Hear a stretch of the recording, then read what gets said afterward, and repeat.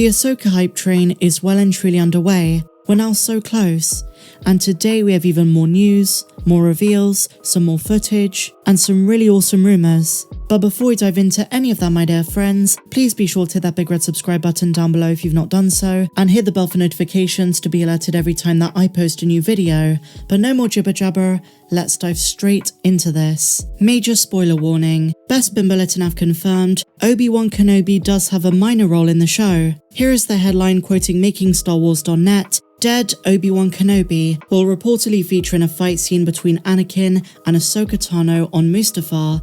This is in the alternate fight sequence, where Ahsoka in some kind of vision, some kind of dream sequence, but not the world between worlds, and we'll come to this in just a moment, witnesses what happened in Revenge of the Sith, but instead of Obi-Wan, it's her fighting Anakin, and I do think if this would have happened, she would have been successful in converting him back to the light side of the Force. So what is Obi-Wan's role in this alternate version of events? It's a good question. Well, apparently there were two versions that were filmed, and none of them include Ewan. Instead, they used a dummy in the corner on Mustafar, depicting Obi-Wan's dead body in this version where Anakin wins. They also used a dummy in episode 3 for certain scenes, so it's a nice callback to that. In the second version, they just use his Jedi robes on the floor in a pile, similar to when he dies in A New Hope.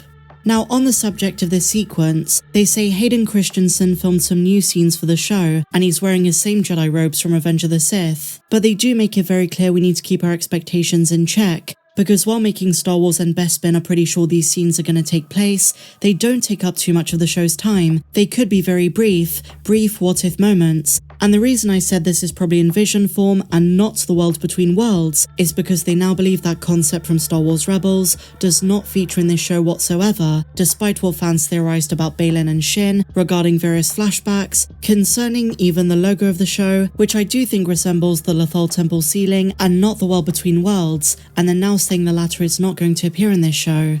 If this is true, some fans are going to be happy, while others disappointed. In their own words, Bespin Bulletin say this: the Star Wars leaker also addressed rumours of Ahsoka's trip in the world between worlds, and how they're untrue, how the show does not feature it or any kind of multiverse in any way.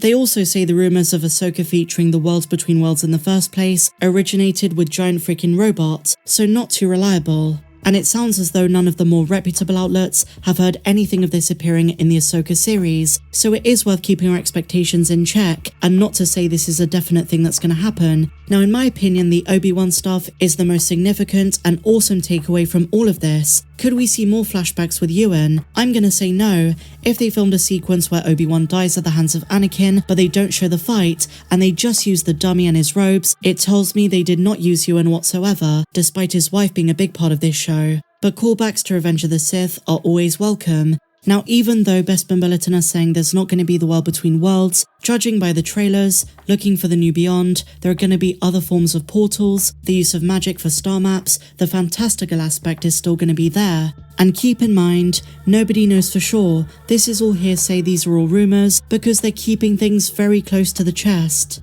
They're not answering anything until the show drops. But in other Ahsoka news, we do have some more footage. A couple of new stills, a couple of new angles of Ahsoka fighting Marok and the HK-87s. In yesterday's video, I covered all of the other stills, the Lothcat, more Baylan, more Shin, and of course, our first glimpse at live-action Jacen Syndulla. But they're pumping out different TV spots. But something huge happened yesterday. They released a promo Masters and Apprentice, and for one of the first times in Disney Plus Star Wars history, they're saying that a show ties into the greater Skywalker saga, acknowledging it on a huge scale. In the new promo titled Masters and Apprentices, this time including Ahsoka and Sabine Wren, there's also a bit of Baylan and Shin, and this tells me the show is doing something massive, connecting Ahsoka to the 9 films. And that tells me we could get some amazing cameos, or just references to the films. And a big question, did they just hint that Sabine is indeed Force sensitive? Or is it a master and apprentice relationship in a different way? I do find it particularly curious and fascinating that they open this trailer with Yoda saying the line about the Sith, not the Jedi, the Sith. Always two there are. And you might say, well, this also applies to the Jedi. But not really. Some masters had multiple Padawans, and this could have been a Disney mistake, but it also reminds us that the dark side of the Force Not necessarily the Sith, but Dark Jedi, those who are Inquisitors or were Inquisitors, those who use the dark arts like magic, are still a big part of this series. Ahsoka's enemies are numerous. And I've got to say the viewership on these trailers are really good, and they're doing an even better job at hiding Ezra and Thrawn. We've not seen too much of them whatsoever.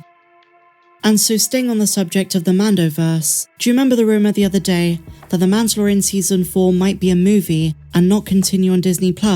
Well, Big Screen Leaks, another famous, well-known and reliable outlet, have said at this point that is not the plan, but it was always labelled as a rumour. And so finally, my dear friends, because Obi-Wan Kenobi played a big part in this news update, knowing that there's a chance we're going to see him in Ahsoka, knowing that whatever happens, he's a big part of Ahsoka's journey in the Clone Wars, maybe he'll appear as a Force ghost, I put out a question to you guys in the community tab. Who would win, Revenge of the Sith Obi-Wan or Ahsoka during the time period of Rebels? This is very circumstantial, a very tough choice, but 74% voted Obi-Wan and 26% voted Ahsoka. So to break down who would win this fight, I'm going to approach this two ways. I'm going to give you some of my initial thoughts, how these characters go into battle at these stages, and then I'm going to break down their lightsaber forms. Both were incredibly skilled. This isn't Clone Wars Padawan Ahsoka, this is peak Rebels Ahsoka. Having said that, Obi-Wan's maturity, his composure, not to mention he defeated Grievous and he defeated Anakin. Not even Ahsoka could do that in Star Wars Rebels in Twilight of the Apprentice. Sure, by that point Anakin was Vader in a suit and he didn't have the gymnastics and the agility, but you've got to say, Obi-Wan's faced some really tough opponents, not to mention more than once. So I think I might just give him the edge, but again it's circumstantial. If you're talking about Ahsoka by the time of the New Republic, that would be a different matter. If you compared that Ahsoka to Revenge of the Sith Obi-Wan, the outcome might be slightly different.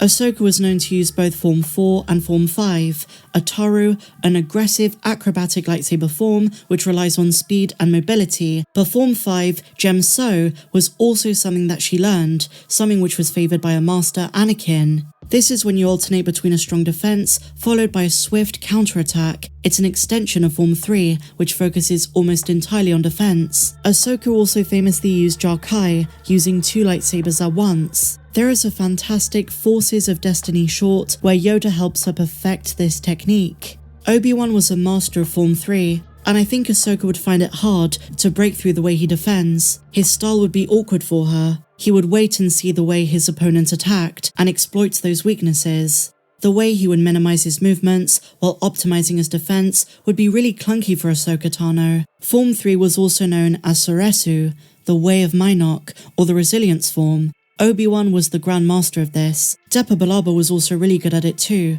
But in this case, I'm gonna say there's a strong chance Obi-Wan wins. What do you guys think? Let me know down below. Share your thoughts on this and everything we spoke about. If you enjoyed this video, please be sure to give me a big fat thumbs up, subscribe if you're new, and why not check out the hours of exclusive content you can find over on Patreon. May the Force be with you, always.